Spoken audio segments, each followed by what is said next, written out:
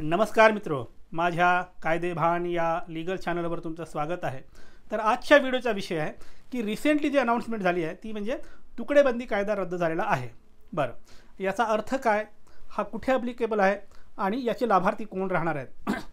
मुळात तुकडेबंदी कायदा म्हणजे काय की शेतजमिनी, 4 प्रकारच्या शेतजमिनी आहेत, जिरायत, बागायत, तरी, वर्कस, या 4 प्रकारच्या ज्या शेतजमिनी आहेत, जर यांचा तुम्ही व्यवहार करत असाल तर छोटे छोटे तुकडे पाडू नका असं बंदी घालणारा कायदा म्हणजे तुकडेबंदी कायदा। हा कायदा आधी सलग सगळीकडे लागू होता। आत्ता नवीन जे अनाउन्समेंट आहे त्याप्रमाणे शहरी नागरी भागाला हा कायदा गैरलागू आहे किंवा नागरी भाग शहरी भाग या कायद्यातून वगळण्यात आला। म्हणजे मनपाच्या हद्दीत, नगरपरिषदेच्या हद्दीत, याच्या शहराच्या हद्दीत जर एखादी शेतजमीन असेल, म्हणजे कुठली जिरायत किंवा बागायत ही शेतजमीन असेल, तर या शेतजमिनीला तुकडेबंदीचा जे कायदा आधी लागू होतं त्याच्यातून या शेतजमिनी वगळल्यात। अशा जमिनी आहेत का? हो, आहेत ना। आमच्या पुणे नगरपालिकेच्या किंवा PCMC कॉर्पोरेशनच्या हद्दीमध्ये शेतजमिनी आहेत ज्याचा 7-12 जिरायत आणि बागायत आहे। त्याच्यामुळे अशा सगळ्या जमिनी ज्या आहेत तुकडेबंदीतून वगळल्या म्हणजे काय अर्थ आहे? याचा अर्थ असा आहे की 10 गुंठ्यापेक्षा छोटे जर तुम्ही तुकडे विकत घेत असाल तर आधी मालकी हक्क मिळत नव्हता, तुकडेबंदी कायद्याची बाधा यायची। आता मात्र या जमिनीचे तुम्ही मालक बनाल, एवढाच त्याचा अर्थ आहे। मी एवढाच त्याचा अर्थ आहे असं का म्हणतो? कारण तुम्ही जमीन घेताना वेगळा अर्थ असतो। तुम्ही जमीन घेताना तुमचा अर्थ हे असतो की मला ही जमीन घेऊन येतात, बांधकाम करायचं आहे, निवासी घर बांधायचं आणि राहायचं आहे किंवा प्रोजेक्ट बनवायचं आहे, हे तुमच्या डोक्यात असतं। तुकडेबंदी कायदा रद्द झाला हा फक्त मालकी हक्क देण्यापुरता रद्द झाला आहे। तुम्ही मालक बनतात, आजपर्यंत तुम्ही मालक बनू शकत नव्हतात, आता मालक बनतात, एवढाच त्याचा अर्थ आहे। मालक बनलात याचा अर्थ तुम्ही तिथे निवासी बांधकाम करू शकता असा अजिबात अर्थ नाही। निवासी बांधकाम करू शकता की नाही याच्यासाठी 15 दिवसांनी वेगळी SOP येत आहे। आता ही SOP काय सांगेल, ती काय सांगेल ते नंतर, पण आत्ता मी 2-3 गोष्टी सांगून ठेवतो। तुकडेबंदी कायदा जो रद्द झाला त्याच्यामुळे जरी तुम्ही मालक बनलात तरी तुम्ही त्या जमिनीवर निवासी बांधकाम तोपर्यंत करू शकत नाही जोपर्यंत ती जमीन कुठल्याही इतर आरक्षणात अडकलेली नसावी, पहिली अट। दुसरी, ती जमीन निवासी झोनसाठी असावी, दुसरी अट। तिसरी अट, किमान रस्ता असावा। आता हा किमान रस्ता म्हणजे किती? आत्ता जे काही नियम चालू आहेत त्याप्रमाणे किमान 6 मीटरचा रस्ता असावा, किंवा खूपच झालं तर त्याच्यापेक्षा आतमधली गली असेल तर ते 15 फुटाचं वगैरे ते धरतात, पण 6 मीटर रस्ता असला पाहिजे तरच बांधकामाची तुम्हाला परवानगी मिळते, अदरवाईज तुमची फाईल रिजेक्ट होते। त्याच्यानंतर हे सगळं असलं तरी तुमचा जो काही प्लॉट आहे तो डिफाईन करण्यासाठी रेखांकन लागतं, रेखांकन असावं लागतं आणि त्याची प्रत असावी लागते, कारण तुमच्या बाउंड्रीज फिक्स होतात।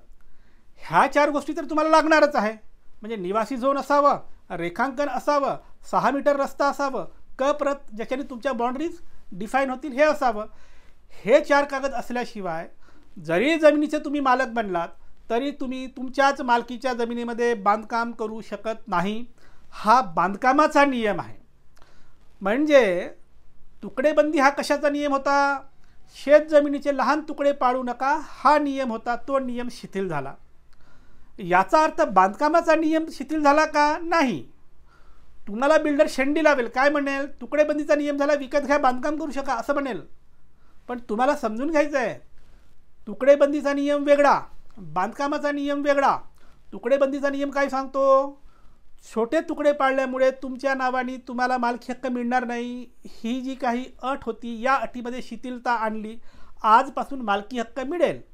हे तुकडेबंदीच्या संदर्भाने कायदेशीर तरतूद झाली। म्हणून तुम्ही मालक बनत आहात, पण हे जे कोणी नव्याने बनणारे मालक आहेत यांना बांधकामाच्या अटीतून सूट मिळणार नाही आहे, बांधकामाच्या अटी तशाच राहणार। त्याच्यामुळे जमिनीच्या मालकी हक्काचा कायदा आणि बांधकामाचा कायदा हे 2 वेगळे कायदे आहेत। आत्ता जे तुम्हाला सूट मिळाली, जमिनीच्या मालकी हक्काचा जो कायदा आहे त्याच्यातल्या अटी शर्ती शिथिल करून मालकी हक्क देण्यासंदर्भाने सूट मिळाली आहे, आणि बांधकामाचा जो काही कायदा आहे त्याच्यामध्ये अजिबात सूट मिळालेली नाही। त्यामुळे तुकडेबंदी कायद्याचा लाभ घेऊन नव्याने मालक बनायला जाणाऱ्या लोकांनी हे लक्षात ठेवावं, तुम्हाला जी सूट मिळत आहे ती फक्त आणि फक्त मालकी हक्काच्या संदर्भाने, शेतजमिनीच्या संदर्भाने, जी काही अट होती तेवढीच अट शिथिल केली, तुम्ही मालक बनत आहेत, एवढाच त्याचा लाभ आहे. म्हणजे शेत जमिनीचा छोटा तुकडा पाडून आता घेऊ शकता आणि मालक बनू शकता, एवढी सूट मिळाली. आणि बांधकामाचा जो कायदा आहे तो दुसरा कायदा आहे. त्या कायद्याने तुम्हा लोकांना, नवीन मालक लोकांना अजिबात बांधकामाची सूट दिलेली नाही. त्याच्यामुळे नव्याने जरी मालक बनलात तरी बांधकामाचा जो कायदा आहे तुम्हाला लागू आहे. त्या कायद्यात तुम्ही बसता का चेक करा, तरच तुम्हाला बांधकामाची परवानगी मिळेल. अन्यथा फक्त मालक बनून राहाल, बांधकाम तुमचं अडकून पडेल. म्हणून धावत जाऊन प्लॉट घेऊ नका, असं सुटू नका. अगदी आधी तपासा की बांधकामाच्या अटीमध्ये पण हा प्लॉट बसतो का, तरच घ्या. अदरवाईज बिल्डरपासून दूर राहा. तर मित्र, ही होती माहिती तुकडेबंदी कायद्याच्या अनुषंगाने. तुमच्यासाठी असंच मी कायद्याचे व्हिडिओ आणत राहीन. त्यासाठी कायदे भान पाहत राहा. आणि हो, ज्यांना कायदेशीर सल्ला हवा आहे ते संपर्क करू शकतात. माझा नंबर तुमच्या स्क्रीनवर दिसतोय, पण थेट फोन करायचा नाही, अजिबात फोन करायचा नाही. व्हॉट्सॲपवर जा, नावगाव जिल्हा, केसची माहिती लिहून पाठवा. जर तुमच्या केसमध्ये मेरिट असेल तर आम्ही तुम्हाला सल्ला देऊ. बाय.